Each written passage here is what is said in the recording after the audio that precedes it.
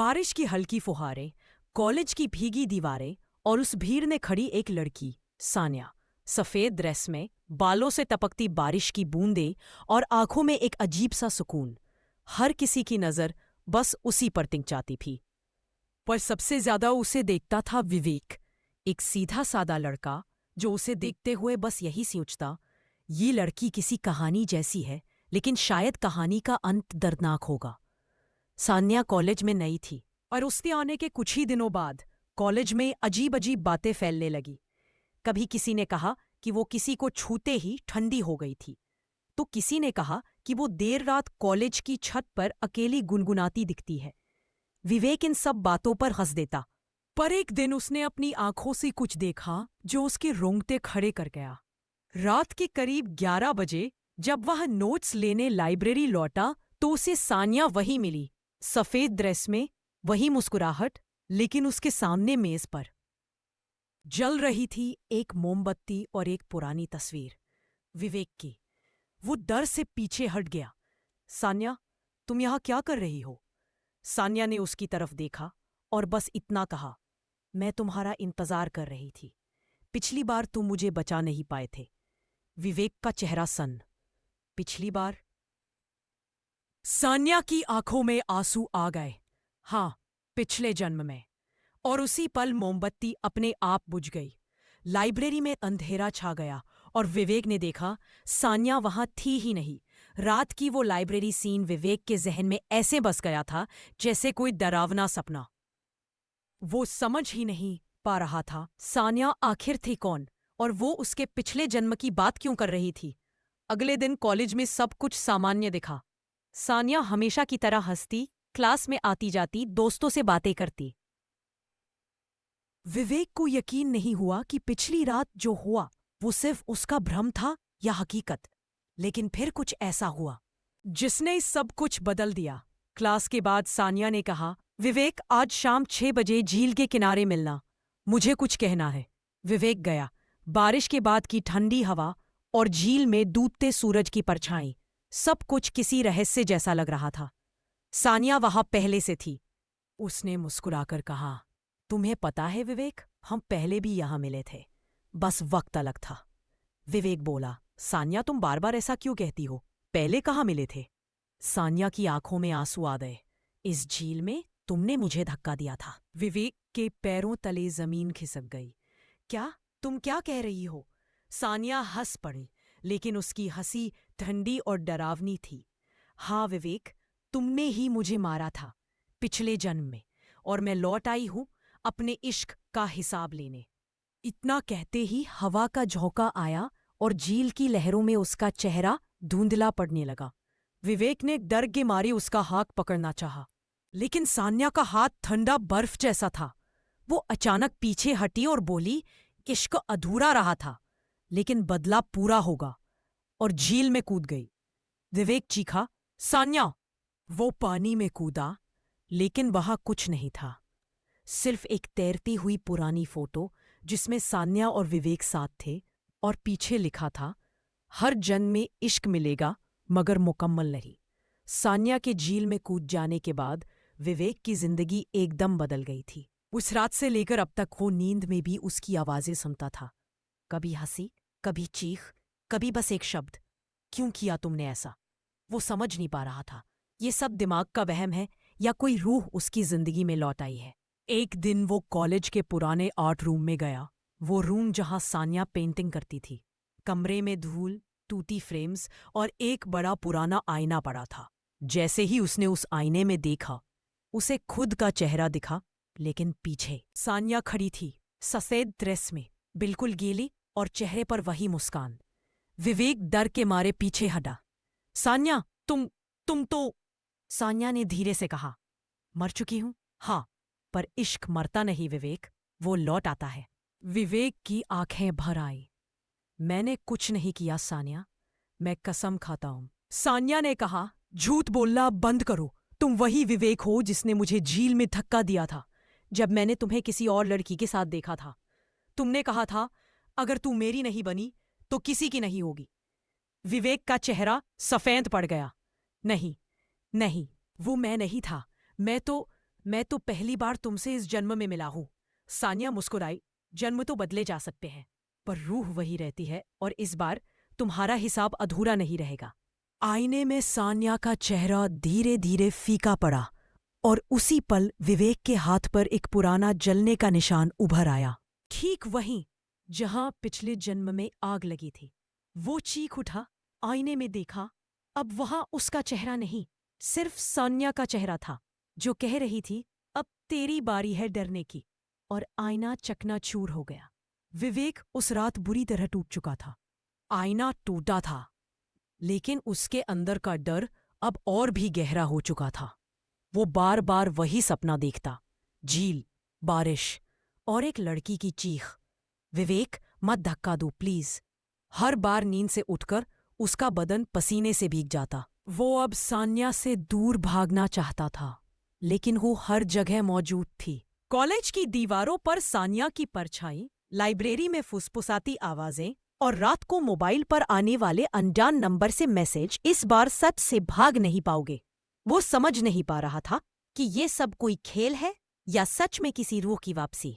अगले दिन विवेक एक पुराने मंदिर गया, जहां कॉलेज के पास ही एक पंडित जी रहते थे, जो पुनर्जन्म और आत्माओं पर रिसर्च करते थे। वो कांपते हुए बोला, पंडित जी, क्या किसी इंसान की आत्मा लौट सकती है? पंडित जी ने आंखें बंद की और बोले, अगर मौत अधूरी हो और इश्क अधूरा, तो आत्मा चैन से नहीं जाती। वो लौटती है बदले या वादे के लिए। विवेक ने कांपते हुए कहा, मगर मैं तो कुछ नहीं जानता इस बारे में। पंडित जी ने उसे रोका, तुम जानोगे, क्योंकि सान्या सिर्फ लौट नहीं रही, वो तुम्हें याद दिला रही है। आज रात जब वो आए तो भागना मत। आईना रखना अपने पास, वही सच दिखाएगा। रात को विवेक ने वही किया। कमरे में सिर्फ मोमबत्ती जल रही थी और सामने वही टूटा हुआ आईना। धीरे धीरे हवा ठंडी होने लगी। दरवाजा अपने आप खुला। सानिया की परछाई दरवाजे पर दिखाई दी। याद आया विवेक, झील के पास, उसी शाम जब तूने कहा था इश्क में धोखा नहीं सह सकता, और तूने मुझे धक्का दे दिया था। विवेक की सांस रुक गई। आईने में झांका और देखा कि उसमें वो पुराना दृश्य चल रहा है, जहां उसका पिछला जन्म दिख रहा था। वो खुद झील के किनारे खड़ा है और उसके सामने सान्या पिछले जन्म की गिड़गिड़ा रही है। आईने में उसकी अपनी आवाज गूंजी, अगर तू मेरी नहीं बनी तो किसी की भी नहीं बनेगी। फिर उसने सान्या को धक्का दिया। सान्या पानी में गिर गई और चिल्लाई, विवेक, अगले जन्म में मिलेंगे। आईना जोर से चमका और सान्या की आत्मा धीरे से बोली, अब वादा पूरा करने आई हूं। कमरा ठंडा हो गया, मोमबत्ती बुझ गई और विवेक की आंखों में डर नहीं, पश्चाताप था। विवेक पूरी रात जागता रहा। आईने में दिखा वो सच अब उसके दिल में नुकीली सुई की तरह चुभ रहा था। वो अब डर से नहीं, गिल्ट से कांप रहा था। वो बार बार खुद से कहता, हाँ, शायद वो मैं ही था। पिछले जन्म में मैंने ही उसे मारा, लेकिन इस जन्म में मैं उसे खोना नहीं चाहता।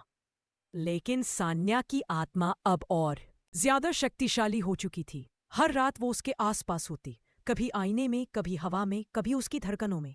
उस रात विवेक ने मोमबत्ती जलाई और बोला, सान्या, अगर तू है यहाँ तो बस एक बार सामने आ जा। मुझे सजा चाहिए, मगर तेरी नफरत नहीं। धीरे धीरे कमरे में ठंडी हवा चली और दीवार पर उसकी परछाई बनने लगी। फिर वो सामने आई, सफेद कपड़ों में, चेहरे पर गम और आंखों में पुराने प्यार की झलक। सान्या बोली, प्यार? अब तू प्यार की बात करता है? जब मैंने कहा था मुझे जाने दे, तब तूने मेरे प्यार को जंजीर बना दिया था। विवेक की आंखें नम हो गई। मैं जानता हूं, उस वक्त मैं अंधा था, इश्क में और गुस्से में, पर ये जन्म में तेरे बिना नहीं जीना चाहता।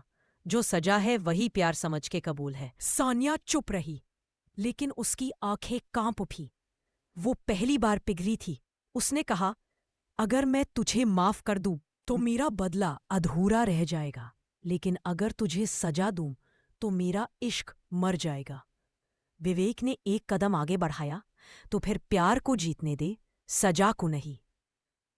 सान्या ने उसकी तरफ हाथ बढ़ाया। जैसे ही विवेक ने उसे छुआ, कमरा चमक उठा। रोशनी में सान्या का चेहरा शांत था। उसने कहा, तूने अब वो कह दिया जो मुझे पिछले जन्म में सुनना था, और अब मेरा इश्क मुकम्मल हुआ। वो मुस्कुराई और उसकी रूह हवा में बिखर गई। कमरे में सिर्फ सान्या की महक रह गई और आईने पर उभरे ये शब्द, इश्क सजा नहीं, सुधार है। विवेक रोया, लेकिन अब डर नहीं था, बस सुकून था, क्योंकि सान्या अब उसे छोड़कर नहीं गई थी। वो उसकी रूह का हिस्सा बन चुकी थी। सान्या के जाने के बाद विवेक की जिंदगी कुछ महीने तक शांत रही। उसने कॉलेज छोड़ दिया, शहर बदल लिया और एक नई जिंदगी शुरू करने की कोशिश की। पर हर रात अब भी वो खिड़की से आती हवा में वही खुशबू महसूस करता था, गुलाब और बारिश की मिलीजुली महक, जो सिर्फ सान्या की थी। वो अपने गुनाह से उभर चुका था, या शायद बस उसे भूलने का नाटक कर रहा था। एक दिन ऑफिस में नई इंटर्न आई। नाम था रिद्धिमा। पहली ही मुलाकात में विवेक के दिल की धड़कन रुक सी गई। उसकी मुस्कान, उसकी आंखें और वो अंदाज, बिल्कुल सान्या जैसी। वो खुद से बोला, नहीं, ये तो बस मेरा वहम है। लेकिन रिद्धिमा की पहली बात सुनकर उसके रोंगटे खड़े हो गए। सर, हम शायद पहले भी मिले हैं, कहीं देखा है आपको। विवेक मुस्कुराने की कोशिश करता है। नहीं, शायद आपको भ्रम हुआ है। रिद्धिमा बोली, नहीं सर, मुझे याद है, झील के किनारे। विवेक का दिल जोर से धड़कने लगा, उसके हाथ कांपने लगे। वो कुछ बोल पाता उससे पहले रिद्धिमा ने उसकी तरफ देखा और कहा, आप अब भी वही खुशबू लगाते हैं ना, बारिश और गुलाब वाली? वो डर गया। तुम कौन हो? रिद्धिमा ने धीरे से मुस्कुराया, इस बार मैं बदला नहीं, मुकम्मल इश्क लेने लौटी हूं। विवेक की आंखों में आंसू थे। सान्या, क्या तुम फिर? रिद्धिमा ने कहा, नहीं विवेक, मैं सान्या नहीं हूं, लेकिन उसकी रूह ने मुझे चुना है। इस बार कहानी खत्म नहीं होगी, नई शुरुआत होगी। विवेक ने उसका हाथ थामा। इस बार वो ठंडा नहीं था, गरम, सजीव, जैसे सान्या की रूह सच में किसी और जिस्म में लौट आई हो। कमरे की लाइट हल्की झिलमिलाई और पीछे की दीवार पर वही पुराना वाक्य उभरा, इश्क कभी नहीं मरता, वो बस चेहरा बदल लेता है।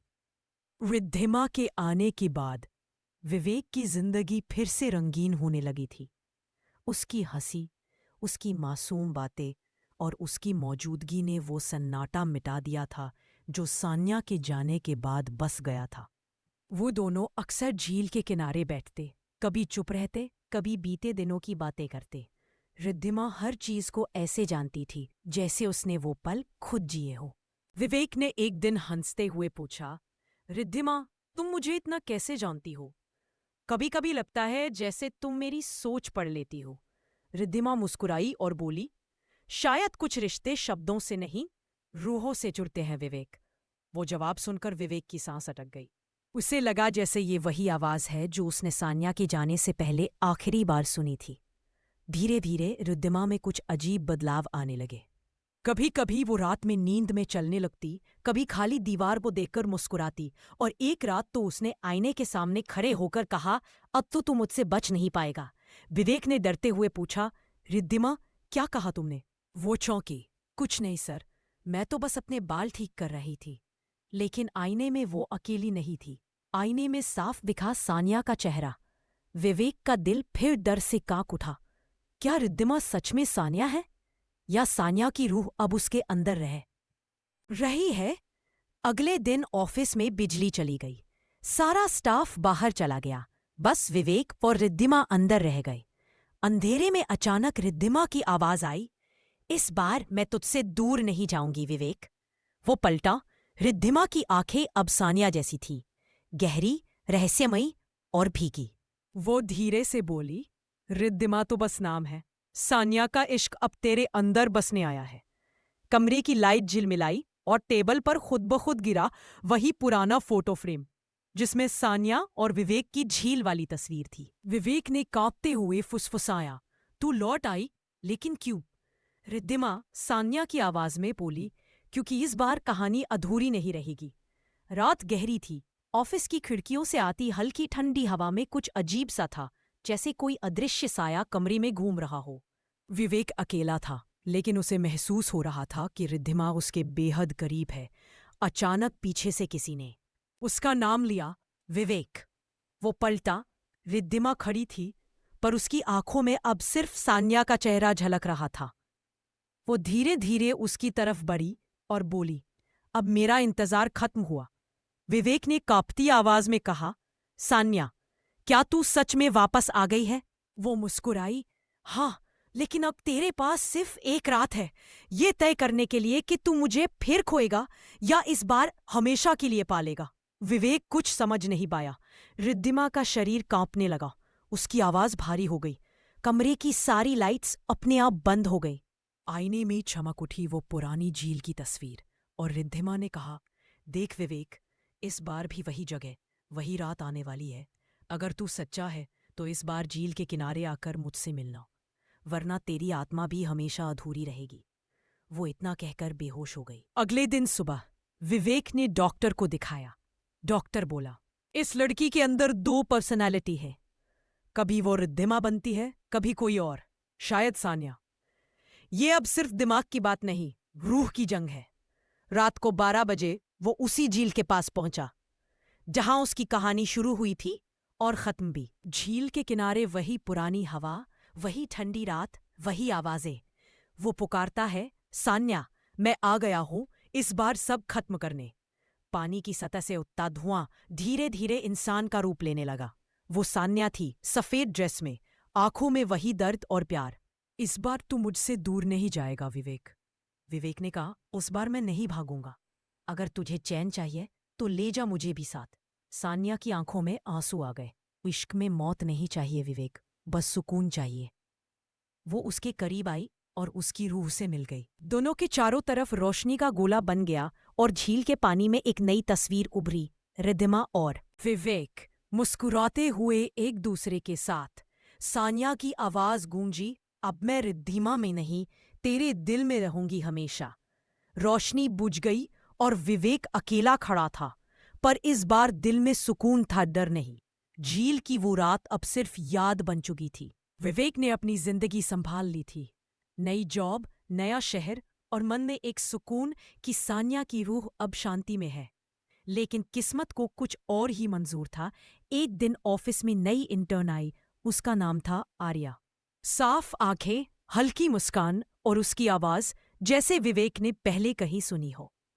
पहली ही मुलाकात में आर्या ने मुस्कुराकर कहा, सर, क्या हम पहले मिल चुके हैं? विवेक ठिठक गया। वो सवाल बहुत पुराना था, वही जो सान्या ने पहली बार पूछा था। कुछ दिनों तक सब सामान्य रहा, पर फिर अजीब बातें शुरू हो गईं। आर्या को नींद में झील का सपना आने लगा और वो ऑफिस में बार बार विवेक का पुराना स्केचबुक देखने लगी। एक दिन वो बोली, सर, ये झील मैं इसे पहले देख चुकी हूँ मेरे सपनों में। हमेशा कोई मुझे बुलाता है, आर्या नहीं, सान्या वापस आओ। विवेक के हाथ से कॉफी का कप गिर पड़ा।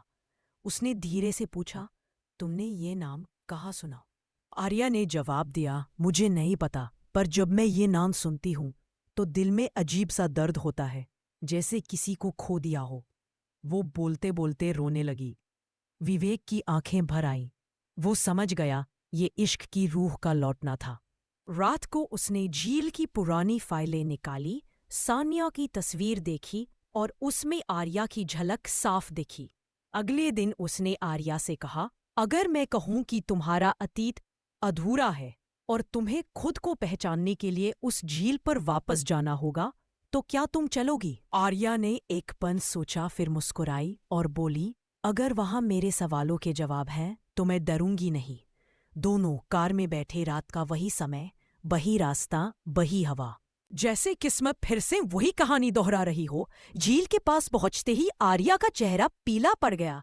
उसने कहा, यहां कुछ हुआ था, कुछ बहुत बुरा। और तभी झील का पानी अपने आप लहराने लगा। आवाज आई, वक्त पूरा नहीं हुआ, इश्क अभी अधूरा है। विवेक ने आर्या का हाथ पकड़ा, पर इस बार झील की गहराई से एक और साया उभरा, जो ना सान्या थी ना आर्या, बल्कि कोई तीसरा चेहरा, एक अजनबी औरत, जो बोली, विवेक, तू फिर गलती करने जा रहा है। और झील के पानी से अचानक लाल रोशनी फैल गई। झील के पास खड़े विवेक और आर्या के सामने वो तीसरा चेहरा अब साफ दिखाई दे रहा था। लाल रोशनी में डूबी उस औरत की आंखों में दर्द और गुस्से का तूफान था। वो बोली, विवेक, तू हर जन्म में वही गलती करता है। इश्क करता है पर सच्चाई से मुंह मोड़ लेता है। विवेक कांप गया। तुम कौन हो? वो मुस्कुराई। मैं वो हूं जिसने सान्या और आर्या दोनों को बनाया। विवेक चौंक गया। क्या मतलब? औरत ने धीरे धीरे कहा, सान्या की रूह में नहीं थी, वो तुम्हारा हिस्सा थी। जब तूने उसे खोया तो तेरे दर्द ने एक नई रूह को जन्म दिया, रिद्धिमा।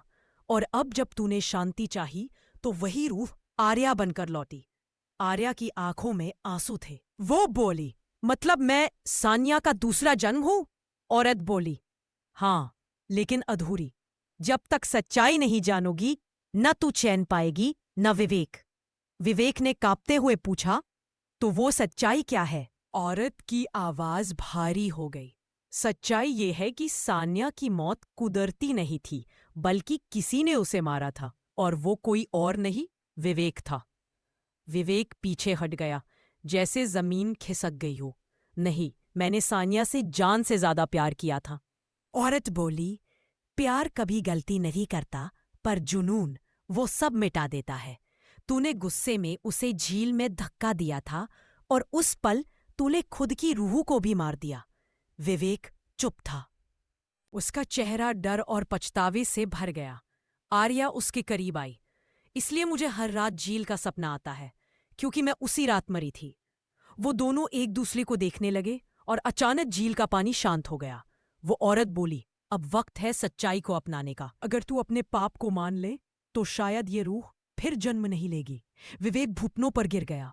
हाँ, मैंने किया था। मैंने अपनी सबसे बड़ी गलती की थी, पर मेरा प्यार सच्चा था। मैं उसे खोना नहीं चाहता था। आर्या ने उसका हाथ थाम लिया। वो मुस्कुराई। प्यार तभी पूरा होता है जब माफी मिलती है। वो आगे बढ़ी और झील के पानी में उतर गई। लहरें उठी और धीरे धीरे आर्या की परछाई गायब हो गई। झील में अब दो परछाइयां थी, सान्या और आर्या, और फिर दोनों एक साथ रोशनी में बदल गई। वो औरत मुस्कुराई। अब इश्क के साये को सुकून मिल गया है। और हवा में सान्या की आवाज गूंजी, विवेक, इस बार इश्क ने हमें जुदा नहीं किया, बल्कि आजाद कर दिया। झील की वो रात खत्म हो चुकी थी। आर्या चली गई थी, या यूं कहो, सान्या को शांति मिल चुकी थी। विवेक अब शहर वापस लौट आया। वो चाहता था कि सब भूल जाए, लेकिन कुछ चीजें भुलाई नहीं जा सकती। हर सुबह जब सूरज की किरणें खिड़की से अंदर आती तो हवा में हल्की सी गुनगुनाहट होती। वही गीत सान्या हर शाम गुनगुनाया करती थी। सांसों में बसी है तू, अब कहाँ जाए ये दिल। विवेक ने सोचा, शायद दिमाग का वहम है। लेकिन फिर वो गाना रोज सुनाई देने लगा, कभी कमरे के कोने से, कभी आईने में उसके पीछे से, कभी हवा में किसी की खुशबू के साथ। एक दिन ऑफिस में किसी ने रेडियो ऑन किया और उसी गाने का इंस्ट्रूमेंटल बजने लगा।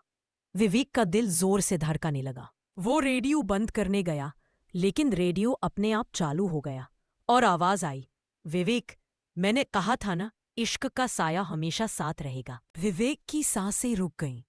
वो पीछे मुड़ा, लेकिन कोई नहीं था। रात को घर पहुंचा तो मेज पर एक पुराना म्यूजिक बॉक्स रखा था, जो उसने कभी सान्या को गिफ्ट किया था। वो अपने आप खुला और अंदर से वही धुन बजने लगी। वो टूट गया, जमीन पर बैठ गया और बोला, अगर तू है तो मुझसे एक बार बात कर, बस एक बार। अचानक बत्ती बुझ गई, कमरे में ठंडी हवा चली और आईने में सान्या का चेहरा उभर आया, मुस्कुराता हुआ, जैसे हमेशा की तरह। मैं तुझसे दूर नहीं गई विवेक, बस अब नजर नहीं आती। विवेक की आंखों से आंसू बहने लगे। मैंने सब खो दिया, पर तेरा इश्क अभी यहां है। वो बोली, इश्क कभी मरता नहीं, बस रूप बदलता है। और सान्या की तस्वीर धीरे धीरे गायब हो गई। कमरे में फिर सन्नाटा छा गया। लेकिन जैसे ही विवेक बाहर जाने लगा, उसके पीछे से किसी ने हल्की आवाज में कहा, गुड नाइट मिस्टर ड्रीमर। वो पलटा, आईने में आर्या का चेहरा था। वो मुस्कुरा रही थी, ठीक वैसे ही जैसे सान्या मुस्कुराया करती थी। रात की वो ठंडी हवा अब विवेक को डराने लगी थी। हर चीज शांत थी, पर उसके घर के आईने कभी भी शांत नहीं रहते थे। कभी उनमें कोई परछाई दिखती, कभी अपने आप धुंध छा जाती, और हर बार जब वो साफ करता तो अपने पीछे किसी को खड़ा महसूस करता। एक दिन उसने हिम्मत जुटाई। वो आईने के सामने खड़ा हुआ और बोला, अगर तू सच में है तो सामने आ। आईने में धीरे धीरे धुंध छाई और फिर एक चेहरा उभरा, सान्या का नहीं बल्कि आर्या का। वो बोली, मैंने कहा था ना, इश्क कभी खत्म नहीं होता। विवेक ने कांपते हुए पूछा, लेकिन तू तो चली गई थी, फिर लौट आई? आर्या मुस्कुराई, मैं कभी गई ही नहीं। अब मैं तेरे आईने में हूं, तेरे हर पल में, तेरे हर सांस में। विवेक ने पीछे मुड़कर देखा, कमरा खाली था, पर आईने में आर्या उसके बेहद करीब खड़ी थी। वो बोली, अब मैं तुझसे अलग नहीं रहूंगी। आईना हिलने लगा, कमरे की लाइट्स टिमटिमाने लगी और अचानक विवेक का प्रतिबिंब गायब हो गया। वो डर के मारे पीछे हट गया, पर आईने में अब सिर्फ आर्या और विवेक का हाथ पकड़ना दिख रहा था, जैसे उसकी रूह कब उस आईने में खिंच चुकी हो। विवेक चिल्लाया, मुझे छोड़ दे, तू अब रूह बन चुकी है। आर्या की आवाज गूंजी, रूह नहीं विवेक, तेरा प्यार। तूने मुझे मौत दी थी, अब मैं तुझे अमर कर दूंगी। आईने से रोशनी की लहर निकली और विवेक बेहोश होकर गिर पड़ा। जब वो होश में आया तो आईना टूटा हुआ था, पर उस पर खून से लिखा था, अब तू भी मेरे साये का हिस्सा है। वो डर से पीछे हटा, पर टूटे हुए आईने के टुकड़ों में इसे अपनी ही दूसरी शक्ल दिखी, ठीक वैसी जैसी सानिया की थी। वो कांप गया, क्या मैं अब वही बन गया हूं? और तभी आईने का आखिरी टुकड़ा हिला, जिसमें उसकी परछाई मुस्कुराई और बोली, हाँ विवेक, अब तू मैं हूं और मैं तू हूं। कमरे की लाइट बंद हो गई और अगली सुबह लोग बोले, वो घर अब खाली नहीं रहता। अगली सुबह विवेक के पड़ोसी ने पुलिस को फोन किया। उसके घर से रात भर चीखें आ रही थीं, लेकिन सुबह घर बिल्कुल शांत था। पुलिस पहुंची, दरवाजा आधा खुला था और घर के अंदर एक अजीब सन्नाटा पसरा था। दीवारों पर दरारें थीं, आईना टूटा हुआ था और हर जगह बस एक ही नाम लिखा था, सान्या। पुलिस ने कमरे की रिकॉर्डिंग चालू की, लेकिन कैमरे में कुछ गड़बड़ थी। हर एंगल से सिर्फ एक ही चेहरा दिखता था, विवेक। पर जब दूसरी स्क्रीन देखी तो उस पर वही चेहरा धीरे धीरे सान्या में बदलने लगा। आवाज आई, हम अब अलग नहीं हैं। सबके रोंगटे खड़े हो गए। पुलिस ने घर के अंदर खोजबीन की और उन्हें फर्श के नीचे एक पुराना बॉक्स मिला, जिसमें था एक म्यूजिक बॉक्स, कुछ खत और एक खून से सना पन्ना। पन्ने पर लिखा था, जिस दिन मैंने उसे खोया उसी दिन खुद को मार दिया। अब जब भी कोई इस घर में आएगा, हम दोनों उसे अपनी कहानी सुनाएंगे। जैसे ही पुलिस ने वो बॉक्स खोला, म्यूजिक बॉक्स अपने आप बजने लगा, वही धुन, वो गाना जो सान्या गाती थी, सांसों में बसी है तू। और तभी कमरे की दीवारों पर दो परछाइयां दिखने लगी, एक पुरुष और एक स्त्री, हाथों में हाथ डाले मुस्कुराते हुए। कैमरे ने साफ रिकॉर्ड किया, विवेक और सान्या एक साथ। लेकिन जब पुलिस में पलटकर देखा, वो घर फिर से खाली था। डिपार्टमेंट की रिपोर्ट में लिखा गया, केस अनसॉल्व्ड। घर में किसी इंसान की मौजूदगी नहीं मिली, लेकिन वीडियो फुटेज में दो परछायां स्पष्ट हैं। लगता है ये वो घर है जहां रूहें रहती हैं। उस दिन से कोई उस घर के पास नहीं गया, पर हर पूर्णिमा की रात उस घर की खिड़की में दो आकृतियां दिखाई देती है, जो अब भी वही गाना गाती है, इश्क अधूरा नहीं, अमर है। 5 साल बीत चुके थे। वो पुराना घर अब भी वीरान पड़ा था। लोग कहते थे, वहां रात को गाना सुनाई देता है और आईने में कोई मुस्कुराता दिखता है। शहर में एक नई जोड़ी आई, आरव और कियारा। दोनों ने सस्ते किराए पर वो पुराना घर ले लिया। रियल एस्टेट एजेंट ने हिचकते हुए कहा, इस घर का अतीत थोड़ा अजीब है। पर आरव हंसकर बोला, हम डरते नहीं, बस सुकून चाहिए। पहली रात सब सामान्य थी। कियारा ने दीवारें साफ करते हुए कहा, यहाँ की हवा में कुछ अजीब सा अपनापन है। आरव ने मुस्कराते हुए जवाब दिया, शायद ये घर भी हमें पसंद कर गया। पर रात के 12 बजे अचानक म्यूजिक बॉक्स बज उठा। वही पुरानी धुन, सांसों में बसी है तू। कियारा डर गई, आरव, ये धुन मुझे कहीं सुनी सी लगती है। उन्होंने बॉक्स को बंद किया, पर वो अपने आप फिर चालू हो गया।